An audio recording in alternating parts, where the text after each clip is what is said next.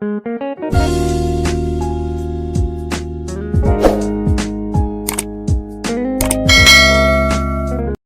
back to Educational Guru. In today's video, we are going to read the chapter 2 and understand it with the Hindi explanation from Educational Guru. So this is the chapter 2 of science of class 8 and NCERT and CBSE. So let's move on to the chapter. But first of all, if you guys have not subscribed to our channel, do subscribe it, like it, comment it and share it with your friends so that they may be helpful with this channel if your friend are in 7th or 8th class. Okay, so do share it, okay, and subscribe to our channel too. So I think we are clear with our introduction. So let's start with our chapter, microorganisms, friends and foes. So the meaning of foe is our enemy, dushman.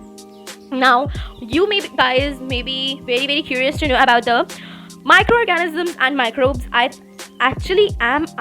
Yes, I am also very curious about to know that. So microorganisms, also known as microbes. I think you know that microbes and microorganisms are what? They are living organisms which lives around us. They are like very tiny living organisms. बहुत छोटे होते हैं. They cannot see with our naked eyes. हम अपने मतलब आँखों के साथ उन ऑर्गेनिजम्स को नहीं देख सकते. ठीक है, इसमें आपको एक एग्जांपल दिया है कि जब रेनिंग सीजन होता है so your bread gets spoiled off the surface, मतलब उसमें उस सरफेस पे ग्रीनिश वाइट पैचेस आ जाते हैं तो उसको हम फंगी कहते हैं. तो ये भी माइक्रो ऑर्गेनिज्म का ही पार्ट है. Now the observation of the water. So ये सब तो आप बहुत ही आसानी से रीड करके समझ सकते हैं. So I think I should go with this. Yes, so microorganisms are classified into 4 main groups. These groups are bacteria, fungi, protozoa and some algae. मतलब ये जो microorganisms हैं इनके 4 groups हैं which are bacteria, fungi, protozoa and algae. So there are another type which is viruses. जैसे आपको अभी पता है ये वायरस क्या है, corona virus, as you all know कि आजकल जो फैल रहा है बहुत ज़्यादा वायरस. ओके, तो ये एक माइक्रोस्कोपिक होते हैं but they are different from microorganisms. ये माइक्रोस्कोपिक तो होते हैं, मतलब इनको माइक्रोस्कोप से देखा जा सकता है बट ये माइक्रोऑर्गेनिज्म से थोड़े से डिफरेंट होते हैं. ठीक है, so however they reproduce inside the cells of the host organism. ये जो होते हैं ना ये प्रोड्यूस होते हैं होस्ट ऑर्गेनिज्म के. मैं आपको बताऊँ जो माइक्रो ऑर्गेनिजम्स होते हैं ना, जैसे बाकी जो माइक्रो ऑर्गेनिजम्स है वो जब वो ना लिविंग होते हैं, वो बाहर एटमॉस्फेयर में लिविंग होते हैं. बट जो वायरसेस होते हैं ये एटमॉस्फेयर में लिविंग नहीं होते हैं. ठीक है, नो. ठीक है, जब वो बॉडी यानी कि होस्ट बॉडी मतलब जो जिस ऑर्गेनिज्म की बॉडी में वो जा रहे हैं, जैसे कि अगर वो किसी ह्यूमन बॉडी में जा रहे हैं तो फिर वो लिविंग बन जाते हैं. ठीक है, they become living inside the human body. Okay, so the next thing is however they reproduce inside the cell of the host body which may be bacteria, plant or animal. So जो उसके host body है वो bacterium हो सकता है, plant हो सकता है and animal हो सकता है. The next thing is some of the common viruses क्या हैं. common viruses हैं कोल्ड, इन्फ्लुएंजा, ठीक है, जो फ्लू है, ठीक है, and most coughs are caused by viruses.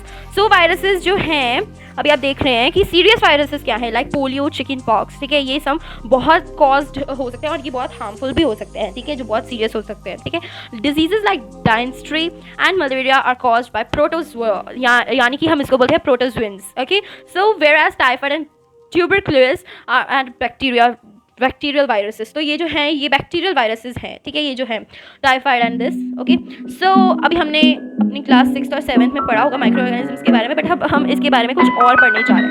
सो इधर आपको आपके ये जो पेज है आई मीन PDF, तो इसमें आपको बैक्टीरिया बारे में बताया गया कि किस तरह के बैक्टीरियाज है. ठीक है, तो बैक्टीरिया किस तरह के होते हैं. देन इज एल्गे, तो एल्गे इस तरह की होती हैं. एंड प्रोटोजोआ, इसके आप एक एग्जाम्पल लर्न कर लीजिएगा. ठीक है, तो ये सब प्रोटोजोआ है. This is fungi. These are 3 examples of fungi. Okay, now there is friendly microorganisms, but इसके पहले 2.2. yes, so where do microorganisms live? अब ये कहाँ रहते हैं? ये हमारी बॉडी में ही रहते हैं या हमारी एटमॉस्फेयर में रहते हैं या हमारे कहीं और रहते हैं. तो let's see with this कि ये microorganisms कहाँ रहती हैं. हम लोगों को ये भी तो जानना होगा ना कि microorganisms रहती कहाँ हैं. So microorganisms can be single celled, ठीक है, या मल्टी सेलुलर हो सकते हैं. ठीक है, लाइक बैक्टीरिया, सिंगल सेल मतलब bacteria, algae and protozoa. Okay, and जो मल्टी सेलुलर है वो mainly algae and fungi multi cellular organisms हैं जो मतलब माइक्रो ऑर्गेनिजम्स. ठीक है, so they live in all types of environment. ये जो माइक्रो ऑर्गेनिजम्स है ना इनकी एक खासियत है कि हर टाइप के जो जगह है हर टाइप के एनवायरनमेंट में सर्वाइव कर सकते हैं आराम से. Ranging from the ice cold to hot spring and deserts to marshy land. ठीक है, मार्शी लैंड मतलब बहुत ही ड्राई रीजन्स हो सकते हैं. ठीक है, उस तरह के रीजन्स में मतलब ये आप कहीं भी जाएंगे ना उधर माइक्रो ऑर्गेनिजम्स तो होंगे ही होंगे. ठीक है, they are found inside the bodies of animals including humans. ये ह्यूमंस की बॉडी में भी फाउंड होते हैं, एनिमल्स की बॉडी में भी फाउंड होते हैं. ठीक है, ये हर जगह फाउंड हो सकते हैं, ठीक है। Some micro organisms grow on other organisms while other exist freely. कुछ ग्रो होते हैं अदर ऑर्गेनिजम्स के ऊपर पे और कुछ फ्रीली एग्जिस्ट करते हैं। नाउ अब माइक्रो ऑर्गेनिजम्स जो हैं उनका यूज़ क्या है? माइक्रो ऑर्गेनिजम्स एंड अस, मतलब हम और माइक्रो ऑर्गेनिजम्स कैसे, हम लोग अच्छे से माइक्रो ऑर्गेनिजम्स के साथ सर्वाइव कैसे कर पा रहे हैं। नहीं तो कुछ तो कहते हैं कि माइक्रो ऑर्गेनिजम्स बड़े हार्मफुल होते हैं, बट ये यूजफुल भी होते हैं। लेट्स सी, ठीक है। तो माइक्रो ऑर्गेनिजम्स बहुत इंपॉर्टेंट रोल प्ले करते हैं हमारी लाइफ में। क्यों? क्योंकि इसके बेनिफिट्स भी हैं और कुछ इसके डिजीजेस भी इससे हो सकते हैं, बट जब इसके बेनिफिट्स हैं वो हम पढ़ेंगे, बिकॉज इस फ्रेंडली माइक्रो ऑर्गेनिजम्स में हम इसके बेनिफिट्स पढ़ेंगे कि माइक्रो ऑर्गेनिजम्स क्या है, मतलब क्या हम लोगों को फायदा दे सकते हैं, what can of use we can take from them. So micro organisms are used for various purposes. Now let's go. Okay, so इसमें आपको दिया गया है कि ब्रेड केक और ब्रेड केक एंड कर्ड इससे बन सकता है, ठीक है। इसके बहुत से फायदे हैं। सो आपका बैक क्वेश्चंस में एक क्वेश्चन है दैट आपको 10 मतलब इसके कुछ 10 फायदे बताने हैं, बेनिफिट्स बताने हैं। So let's move on with this. पहले तो हमने पढ़ा कि वो केक, ब्रेड और कर्ड बनाने में हमारी हेल्प करते हैं। ये क्लीनिंग अप ऑफ एनवायरनमेंट के लिए भी हेल्प करते हैं, ठीक है। और ये हम लोगों को बताते हैं, ये मेडिसिन प्रिपेयर करने के लिए भी बहुत इंपॉर्टेंट होते हैं। And soil fertility by nitrogen fixing, उससे भी बहुत इंपॉर्टेंट होते हैं, ठीक है, उसके लिए भी बहुत इंपॉर्टेंट होते हैं। अब making of curd and bread. अब making of curd and bread क्या है कि कर्ड कैसे बनाते हैं? कर्ड में ना सेवरल माइक्रो ऑर्गेनिजम्स होते हैं, ठीक है। कर्ड जो है ना उसमें सेवरल माइक्रो ऑर्गेनिजम्स होते हैं, ठीक है। बैक्टीरियम लैक्टोबैक्टस, ठीक है। लैक्टोबैक्यूलस जो है ना, ठीक है, वो फॉर्मेशन ऑफ कर्ड के लिए यूज होता है। सो मिल्क जो है वो मल्टीप्लाई होता है, फिर वो कन्वर्ट होता है कर्ड में, ठीक है। तो bacteria are also involve in the bacteria of cheese. Okay, so making of cheese, pickles and another food items. Now let's move on to the next thing which is important ingredient rava. सूजी में भी होते हैं, इडली, भटूरा, मतलब जिसमें curd वगैरह सब पड़ता है, उसमें भी माइक्रो ऑर्गेनिजम्स हमारी हेल्प करते हैं हमारा खाना बनाने के लिए। ओके, सो इधर आपको एक एक्टिविटी दी हुई है, आप ये एक्टिविटी ट्राई कर सकते हैं इफ़ यू वांट, बट अभी हम अपने चैप्टर के साथ चलते हैं। सो ओके, सो यीस्ट रिप्रोड्यूसेस रैपिडली। यीस्ट जो है ना वो ना बहुत जल्दी फैलती है, ठीक है।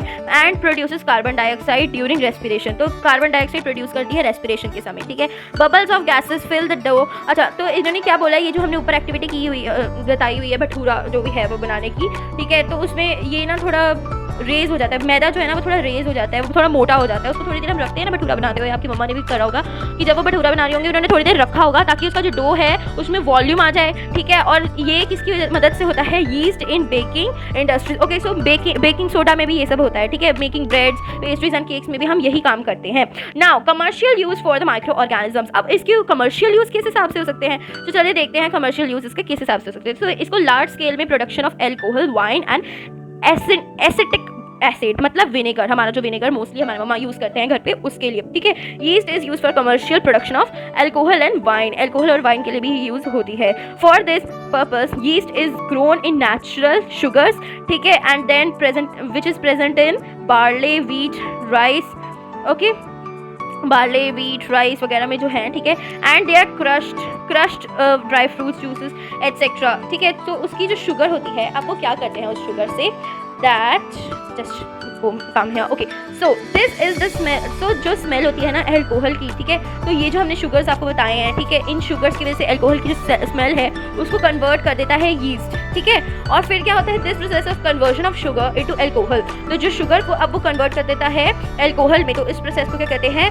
fermentation कहते हैं इस प्रोसेस को। I think we are clear with this. Now let's go to the next topic which is medicinal use of micro organisms. अब मेडिसिनल यूज मतलब मेडिकली यूज जो कहेंगे हम, ठीक है, मेडिकल यूज मतलब मेडिसिन के लिए यूज होने वाले यूज को हम बोलेंगे medicinal use of micro organisms. So जब आप इल हो जाते हैं, मतलब आप जब बीमार हो जाते हैं, सो आप एंटीबायोटिक्स, टैबलेट्स लेते हैं, कैप्सूल्स लेते हैं, इंजेक्शंस लेते हैं, ठीक है। सो इन्होंने क्या बोला है, जो मेडिसिन है ना वो माइक्रो ऑर्गेनिज्म, मतलब the source of these medicine is micro organism. Micro organism की वजह से ही ये मेडिसिन आपके अंदर के जो जर्म्स है वो किल करती है, ठीक है। सो इट स्टॉप्स और kills the growth of disease causing microbes. Such medicines are called antibiotics. So उन्हीं medicines को antibiotics कहते हैं. So these days a number of antibiotics are being produced from bacteria and fungi. ठीक है, so ये कुछ आपको antibiotics के नाम दिए हैं. You all can learn from these. Okay, now अब हमें एक और चीज़ बताई है कि ये जो है ना ये इंसान इन्होंने 1929 को क्या किया था, इनका नाम है एलेक्सेंडर नाउ ये जो इंसान है, मतलब ये जो आपको एक अंकल दिख रहे हैं, आई मीन ये जो आपको दिख रहे हैं, ये जो सर है ना, इनका नाम है अलेक्जेंडर फ्लेमिंग, ठीक है। और इन्होंने 1929 में इन्होंने वर्क की थी on the culture of diseases causing bacteria में, ठीक है। तो इनको दिखा कि इन्होंने फाउंड किया spores of little green mould, ठीक है, जो आपको दिख ही रहे हैं, मतलब आपको सारा पैराग्राफ दिख रहा है। सो इसमें इन्होंने क्या किया, इन्होंने ऑब्जर्व किया दैट प्रेजेंस ऑफ मोल्ड जो है वो प्रिवेंट कर रहा है ग्रोथ ऑफ बैक्टीरिया, ठीक है। It is also killed many of these bacteria from this mould penicillin was prepare, ठीक है। Now let's go to the next topic. So अभी ये जो टॉपिक्स हैं ये तो बहुत ही ईजी टॉपिक्स हैं, ये आप खुद भी लर्न कर सकते हैं, रीड कर सकते हैं, ओके। नाउ ये देखिए, ये पैराग्राफ बहुत इंपॉर्टेंट है। नाउ ये जो है ये है एडवर्ड जेनर। इन्होंने डिस्कवर की थी वैक्सीन फॉर स्मॉल पॉक्स, जो चिकन पॉक्स वगैरह होते हैं ना, और वो 1798 में इन्होंने डिस्कवर की थी, 1798 में। So it is an important to remember. So इधर आपको ये वाला आप पैराग्राफ रीड कर लीजिएगा, ये एंटीबायोटिक्स के ऊपर आपको दिए गए हैं, ठीक है। अब वैक्सीन देखिए, वैक्सीन तो क्या है कि when a disease carrying microbes enter our body, तो जब कोई भी जैसे अभी हम कह रहे हैं ना कि कोरोना की वैक्सीन लगाइए, तो सब जो कोरोना की वैक्सीन वगैरह के बारे में, मतलब ये वैक्सीन है क्या, तो एंटीबॉडीज़ क्या है पहले हमें वो देखना होगा। तो जब डिजीज़ कैरी माइक्रो ऑर्गेनिज्म जब हमारी बॉडी में एंटर होती है, तो जो हमारी बॉडी होती है ना वो उससे फाइट करने की कोशिश करती है, ठीक है। सो क्या होता है कि उसको ही एंटीबॉडी कहते हैं। जो हमारी बॉडी के अंदर जो माइक्रो ऑर्गेनिजम्स जो फाइट करते हैं उनको हम एंटीबॉडीज़ कहते हैं, ठीक है। तो अब क्या है कि हमें रिमेंबर रखना चाहिए कि जो माइक्रो ऑर्गेनिजम्स है, इफ़ इट एंटर्स, मतलब जो एंटीबॉडीज़ अगर हमारी बॉडी में है ना, तो जो माइक्रो ऑर्गेनिजम्स जितनी बार भी आए ना बुरे वाले, वो उनको एंटर ही नहीं करने देती, ठीक है। वो डेड और वीक कर देती है माइक्रोब्स को, ठीक है, अगर वो हेल्दी बॉडी में हो तो, ठीक है। नाउ अब हम देखते हैं दैट इंक्रीजिंग सॉइल फर्टिलिटी। अब इंक्रीजिंग सॉइल फर्टिलिटी कैसे होगी, सॉइल के अंदर फर्टिलिटी इतनी इंक्रीज कैसे होगी, तो कुछ बैक्टीरिया होते हैं जो फिक्स करते हैं nitrogen from the atmosphere to enrich soil with nitrogen. So अब वो नाइट्रोजन को फिक्स करते हैं आपके एटमॉस्फेयर में, ताकि जो हमारी सॉइल है वो नाइट्रोजन के साथ इंक्रीज नाइट्रोजन के साथ फिक्स हो जाए, ठीक है, और उसकी फर्टिलिटी बहुत अच्छी हो जाए, ठीक है। So the micro organisms are commonly called biological nitrogen fixers. तो उन्हीं नाइट्रोजन फिक्सर्स को हम कहते हैं biological nitrogen fixers. So I think we are clear with this. So let's move on to our next topic, which is cleaning the environment. So this will be the part 1 of the video. So हम cleaning the environment and बाकी के जो भी concepts हैं वो हम next video में देखेंगे, बिकॉज ये वीडियो बहुत ज़्यादा लंबी हो जाएगी and you guys will be bore with this. So let's meet in another video and I think आपको ये वीडियो बहुत अच्छी लगेगी। I hope if this video was very helpful for you all, if you understand the chapter properly, so please like share and subscribe to educational guru. एक like का button दबाने में कोई प्रॉब्लम नहीं है और सब्सक्राइब करने में, and do the comments also and hit the bell icon too. And one more information कि अगर आपको कोई भी डाउट हो, so you guys can comment on this video कि आपको किस चीज़ में प्रॉब्लम है, and we will reply you at that time and आपके doubts clear हो जाएंगे. Thanks for watching this video. I hope this video was helpful. So please subscribe.